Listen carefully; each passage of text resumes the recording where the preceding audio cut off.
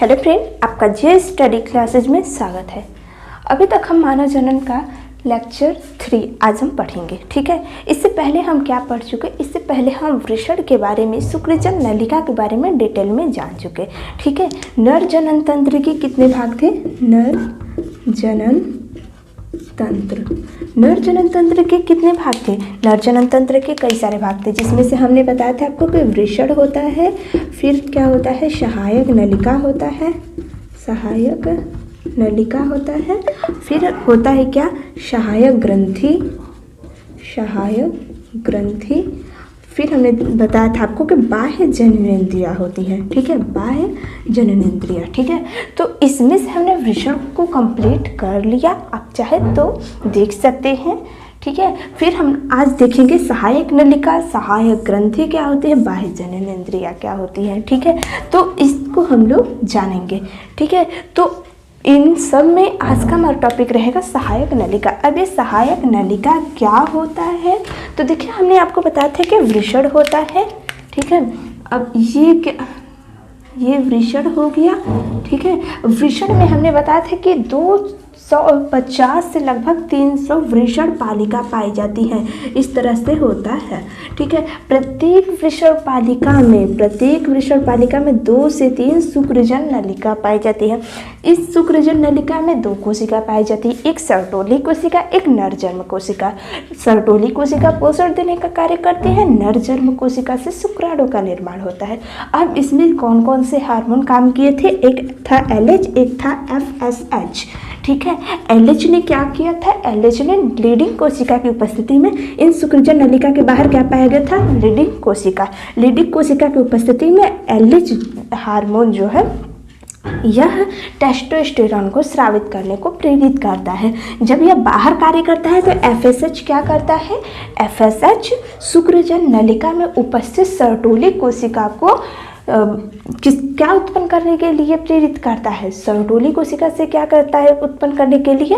ABP protein. ठीक है, जैसे ABP बनता है यह तुरंत शुक्रजन नलिका से बाहर आता है और जो बाहर टेस्टोस्टेरोन बन चुका है उससे यह ABP अंदर ले जाने का कार्य करता है। ठीक है, ABP जब अंदर ले जाने का कार्य किया तो टेस्टोस्टेरोन क्या हुआ? शुक्रजन नलिका में आ गया।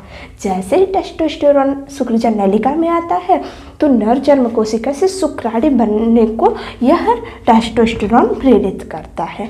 ठीक है, अब क्या हुआ कि इस वृषण में क्या हुआ? शुक्राणु का निर्माण हो गया। ठीक है, अब शुक्राणु का निर्माण हो गया, हमने यहाँ तक आपको बता चुका है। हमने क्या देखा था कि वृषण में शुक्राणु का निर्माण होता है, जो कि हो गया। ठीक है, अब क्या होगा? देखिए, जब उसका शुक्राणु में निर्माण हो गया तो उसको केवल वृषण में तो रहना नहीं है। अब ये देखिए, हमने बनाया क्या है यहाँ पे कि ये होता है वृषण। ठीक है, ये जो रेड वाला है लाइन, ये होता है वृषण। ठीक है, अब क्या होता है देखिए, जैसे ये हो गया वृषण। अब वृषण में क्या होता है कि इस तरह से संरचना पाई जाती है, यहाँ पे सटा हुआ नहीं होता है, इस तरह से संरचना पाई जाती है। ठीक है, अब इसके बाहर भी कुछ फ्लूइड पाए जाते हैं जिसे हम लोग को नहीं पढ़ना है। ठीक है, NCERT में भी नहीं दिया है, आपको टेंशन लेने की भी ज़रूरत नहीं है कि ये जो है अंदर वाला पार्ट ये किसके सहायता से जुड़ा होता है, नहीं पढ़ना है। ठीक है, अब इसके अंदर वृषण पालिका पाई जाती है। ठीक है, वृषण पालिका कैसे होता है हमने आपको बता दिया। ठीक है, अब उसमें से मान लेते हैं कि ये जो वृषण पालिका है इस तरह से, इसके अंदर प्रत्येक वृषण पालिका के जो शुक्रजन नलिका है, ठीक है, हम मान लेते हैं कि ये वृषण पालिका हो गई। वृषण पालिका को हम इस तरह से दिखा दे रहे हैं। ठीक है, इसी के अंदर होती है वृषण पालिका। अब इसमें जो है यह, अब इस प्रत्येक वृषण पालिका, इसे हम मान लेते हैं, ये जो हमने इस तरह से दिखाया है इसे हम मान लेते हैं वृषण पालिका, इस तरह से और इस तरह से। ठीक है, अब इसके अंदर जो शुक्रजन नलिका पाए जाएंगे, हम यहाँ पे दिखा दे रहे हैं, ये मान लेते हैं कि प्रत्येक वृषण में 2 से 3 शुक्रजन नलिका, हम मेनली रूप से 3 दिखा रहे हैं। ठीक है, प्रत्येक में है, एक में नहीं, 2 सब में, सब वृषण पालिका में शुक्रजन नलिका है। ठीक है, अब ये शुक्रजन नलिका सब के सब इस तरह से पाई जाएंगे। ठीक है, अब क्या होता है समझिए, ये जो बीच में खाली स्पेस है ये क्या करती है, ये जो शुक्रजन नलिका है इनका जो सिर वाला भाग है ना वह इस तरह से मतलब इस वाले पोर्शन में चली जाती हैं, जिसे हम दिखा दे रहे हैं। अब सभी का सिर वाला जो पोर्शन है मतलब शुक्रजन नलिका का ये जो सिर वाला भाग है और एक होता है पीछे वाला भाग, तो सिर वाला भाग जो है इसमें जा करके सभी के सभी एक तरीके से इतना ज़्यादा यहाँ पर जाली नुमा संरचना बना लेती हैं कि पता ही नहीं चलता है कि किसका कहाँ से नली आया हुआ है। ठीक है, मतलब बाहर से देखने पर, नहीं तो ये तो अपना काम सही से करती हैं। ठीक है, तो ये क्या बना लेती है, एक तरीके से देखा जाए तो ये जो शुक्रजन नलिका है यह आगे की तरफ जा करके एक वृषण जालिका बना लेती है। ठीक है, अब वृषण के अंदर है किसके जैसा ये दिख रहा है, जालीनुमा संरचना दिख रहा है, इसलिए इसका नाम हम लोग रख देते हैं क्या, वृषण जालिका। ठीक है, अब क्या होता है देखिए, ये जो वृषण जालिका है अब ये बाहर निकलती है। बाहर कैसे निकलती है, देखिए ये जो वृषण जालिका है अब क्या होता है, अब यहाँ पर तो आपको लगेगा कि कैसे अब बाहर निकलेंगे। देखिए कुछ संरचना ऐसी होती है ना जिसको बोर्ड पे एकदम उसी के थ्रू नहीं दिखाया जा सकता है। ठीक है, तो इसमें से जो वृषण जालिका है अब इसको तो हम ऐसे ही दिखाएंगे कि ऊपर से जा रही है। ठीक है, अब इसमें से ये जो वृषण जालिका है इस तरह से एक नली बना लेती हैं। ठीक है, इस तरह से एक नली बना लेती है, इसे हम लोग कहते हैं क्या, इसे हम लोग, ये नाम बहुत ज़्यादा इम्पॉर्टेंट है। ठीक है, शुक्र वाहिकाएं कहते हैं। शुक्र, पता नहीं ग्रीन कलर दिखेगा कि नहीं, हम दिखते रहे ब्लैक कलर से। शुक्र वाहिकाएं, ठीक है, शुक्रवाहिकाएं कहते हैं।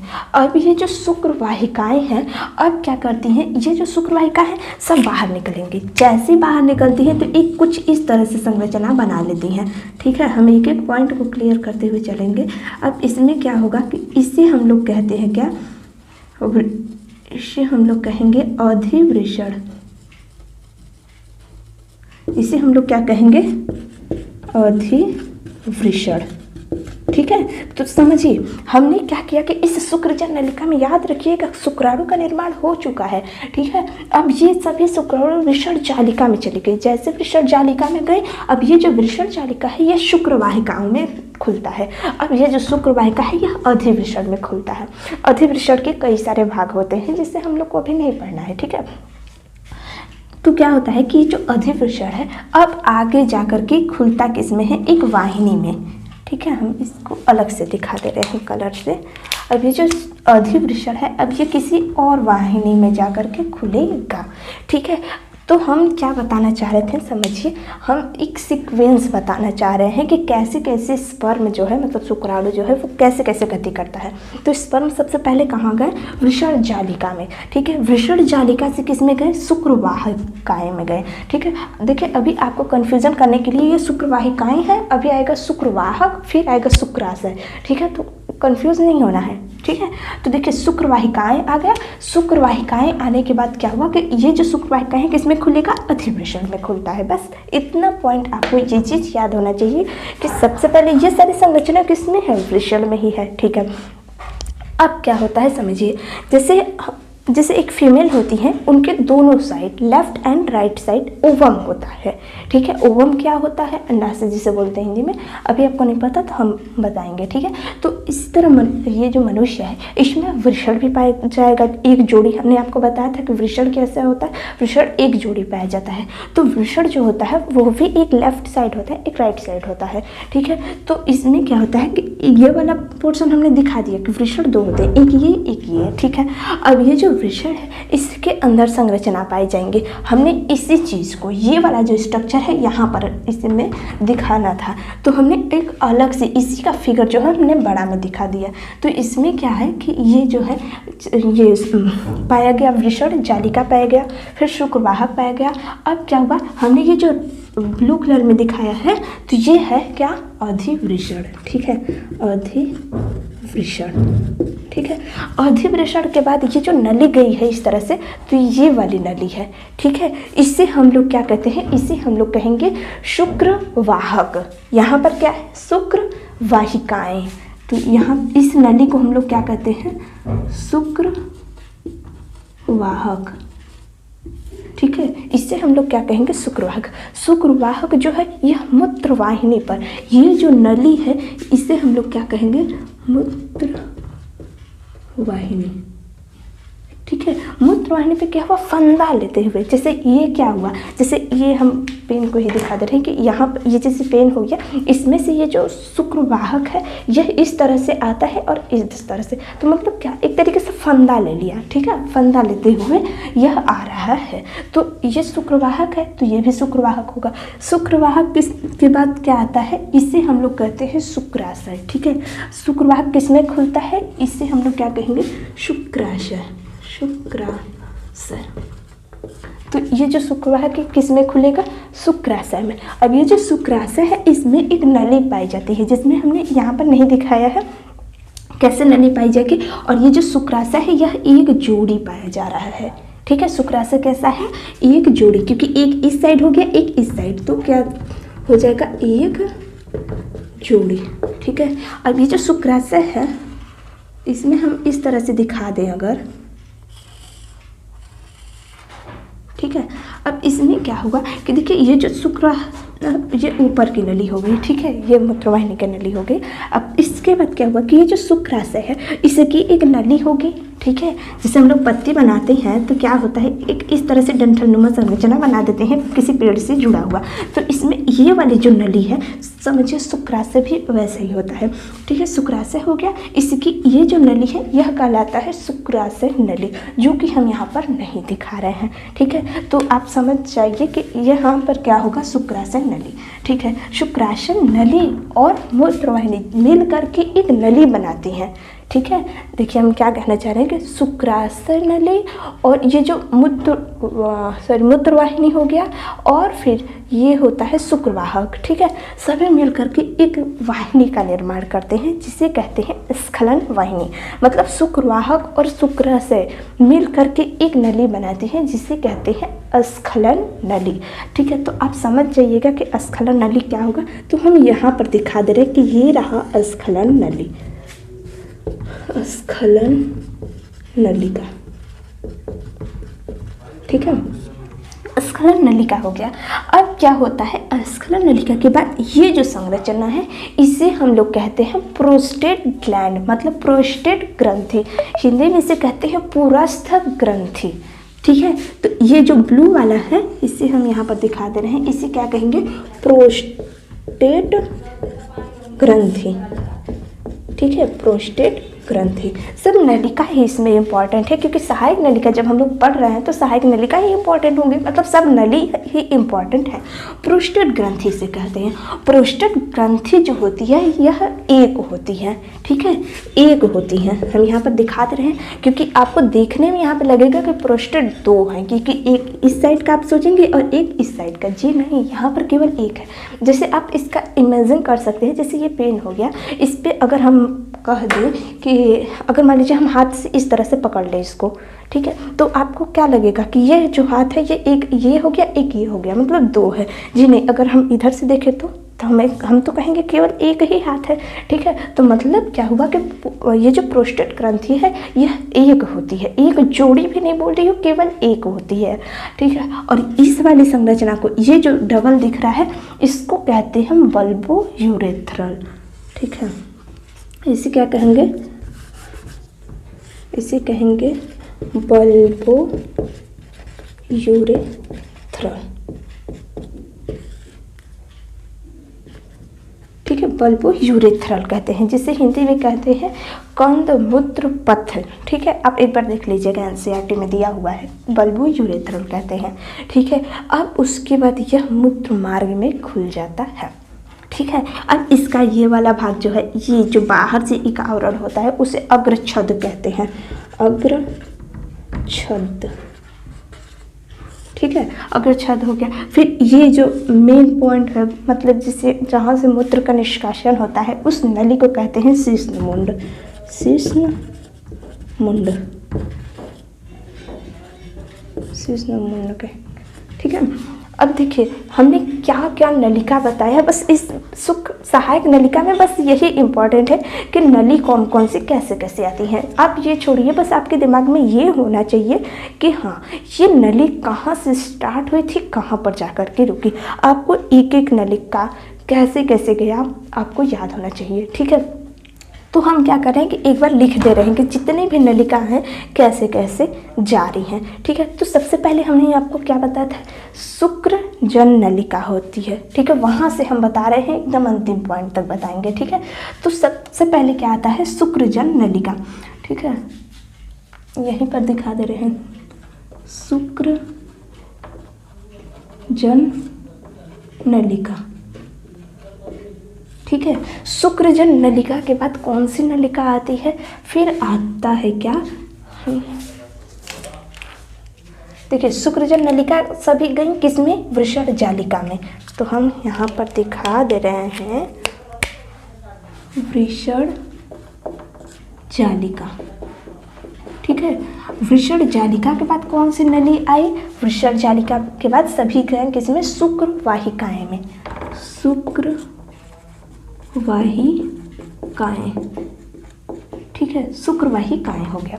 अब शुक्रवाहिकाओं के बाद सभी नलिका किसमें खुली, अधिवृषण में, ठीक है, अधिवृषण, ठीक है।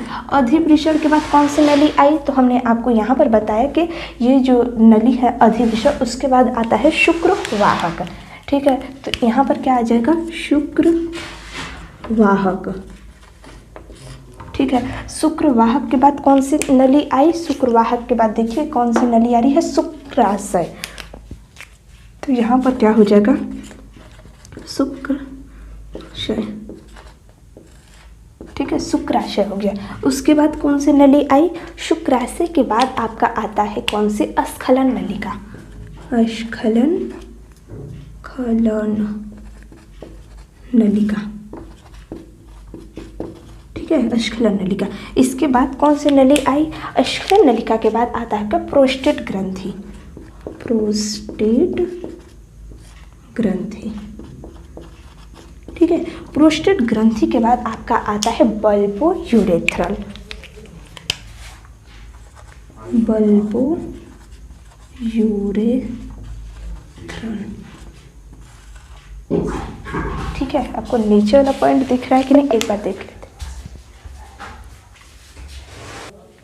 देख तो रहा है कोई का पॉइंट क्लियरली, ठीक है। तो इसमें आपको एक भी डाउट नहीं होना चाहिए कि कौन सी नली है, क्या कार्य है, ठीक है। तो देखिए इसमें से हमने आपको बताया कि शुक्राशय कैसा होता है, एक जोड़ी होता है, ठीक है, एक जोड़ी शुक्राशय हो गया। शुक्रवाहक भी एक जोड़ी है, देखिए हमने केवल एक ही साइड के नाम को बताया है, तो ये मत सोचिएगा कि इधर का दूसरा नाम होगा, जी नहीं, एक ही है, ठीक है। अधिवृषण यहाँ पर भी है, यहाँ पर भी अधिवृषण है, फिर वृषण ये है, वृषण ये है, शुक्रवाहक ये है, शुक्रवाहक ये है, ठीक है। शुक्रवाहक हो गया, ठीक है।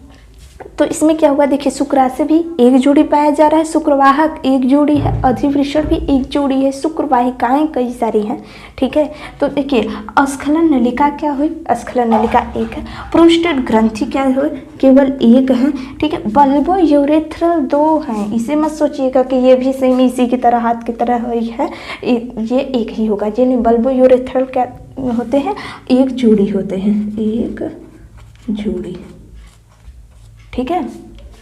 तो आपको एक एक नलिका इमेज के थ्रू दिमाग में होना चाहिए। अगर हम बोल रहे हैं शुक्रवाहिकाएं, तो आपको याद होना चाहिए कि हाँ शुक्रवाहिकाएं वो होता है, ठीक है। आपका काम क्या रहेगा कि आपको सबका इंग्लिश आपको यहाँ पर लिखना होगा। आप कहेंगे कि कैसे इंग्लिश लिखेंगे, आपको अपने से लिखना है, चाहे आप गूगल सर्च कीजिए चाहे कहीं से, ताकि आप जब इसका इंग्लिश लिखेंगे तो आपको याद रहेगा कि हाँ इसको ये कहते हैं, क्योंकि हम सब लिखवा देंगे, सब आप छाप लेंगे और आपको कुछ नहीं समझ में आएगा। जब आप सबका इंग्लिश देखेंगे तब समझ में आएगा। जैसे अधिवृषण हो गया, इसको इंग्लिश में कहते हैं एपिडाइडिमिस, ठीक है। तो कई सारे नाम हैं, ठीक है। तो सबको आपको इंग्लिश में नाम नोट करना होगा।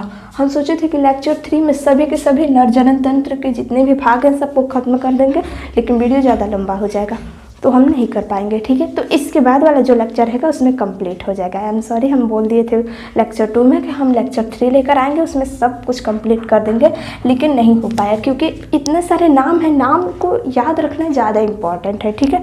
तो आप पहले नाम को याद रखिएगा। एक बार हम फिर से बता दे रहे हैं, जो कुछ भी हम बताए थे फिर से बता रहे हैं, ठीक है। एक वृषण हो गया, वृषण में क्या हुआ, शुक्र वाहक नलिकाएं भी पाई गई, ठीक है। ठीक, तो वृषण पालिका पाई गई थी उसमें, ठीक है। वृषण पालिका में क्या था, शुक्रजन नलिका पाई गई। शुक्रजन नलिका 1 से 3 था। शुक्रजन नलिका के सभी आगे वाला पोर्शन जो है जा करके एक भाग में खुल जाते हैं, जिसे जहाँ से एक संरचना का निर्माण हो जाता है, जिसे हम लोग कहते हैं वृषण जालिका, ठीक है। वृषण जालिका आगे जा करके शुक्रवाहिकाओं में खुलता है। शुक्रवाहिकाएं आगे जा करके अधिवृषण में खुलता है। अधिवृषण के 3 भाग होते हैं, कैपेट, कार्पस एंड एक और है, ठीक है। फिर उसके बाद किस में खुलता है, अधिवृषण के बाद खुलेगा किसमें, शुक्रवाहक में।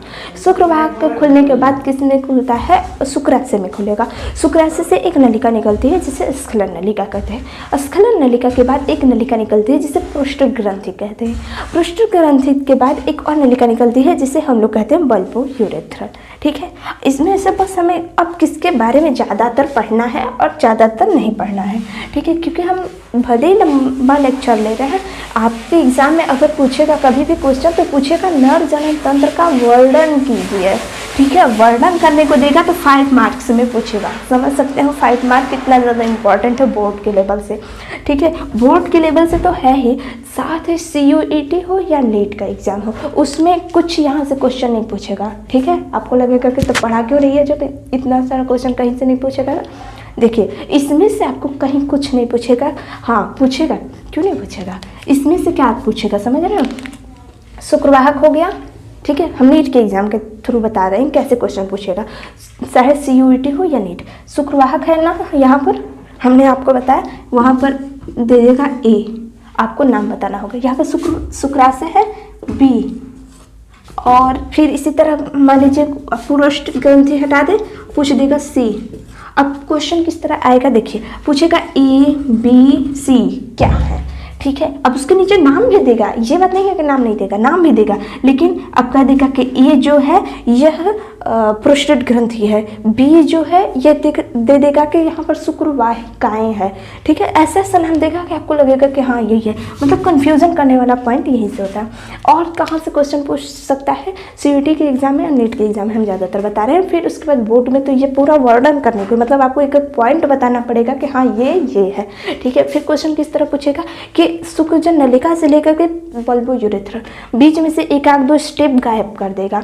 और क्या पूछेगा कि इनका सीक्वेंस बताओ। जैसे मान लीजिए अगर क्वेश्चन में केवल ये दिया है, शुक्रजन नलिका दिया है, शुक्रवाहिकाएं दिया है, शुक्रवाहक, देखिए शुक्रवाहिकाएं शुक्रवाहक ये हमेशा देता है, इससे कभी नहीं गायब करेगा। क्यों नहीं करता है, क्योंकि इसी में बच्चे कंफ्यूज होते हैं, ठीक है। आपको कैसे याद रखना है कि वाहिकाएं मतलब ढेर सारी लग रही हैं, क्योंकि वाहिकाएं आ रही हैं, फिर शुक्रवाहक 2 ही हैं, ठीक है। तो इस तरह याद रखना होगा कि जैसे 1 2 यहाँ पर 3 दे दे, फिर मतलब सबका नाम दे दे, बीच में से ये हटा दे, फिर कुछ पॉइंट और 3-4 नाम दे दे, उसको कह दे सीक्वेंस में लिखे, सीक्वेंस में दिया रहेगा, आपको ऑप्शन छांटना होगा, ठीक है।